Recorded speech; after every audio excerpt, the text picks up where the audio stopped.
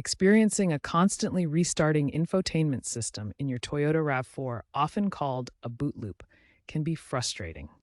This typically happens in models from 2021 onwards. The main causes are software glitches, outdated firmware, or less commonly, hardware problems.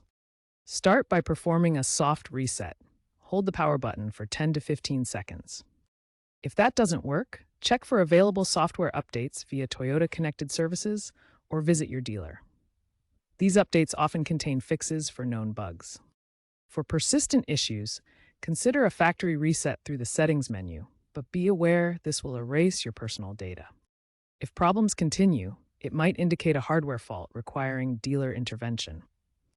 Note that Toyota has released over-the-air updates and recalls to address these issues, so ensure your vehicle has the latest software.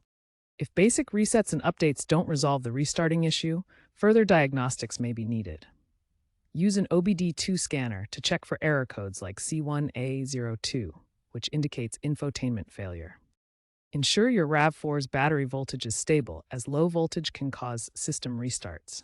Use Toyota's TechStream software for detailed diagnostics.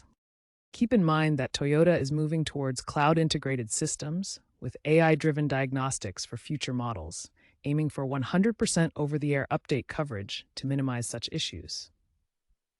While DIY fixes from online forums exist, Toyota advises against them to avoid voiding warranties. For now, prioritize official updates and dealer service to maintain system stability and warranty coverage. As infotainment systems become more integrated with vehicle functions, like battery health in EVs, addressing these issues promptly is essential.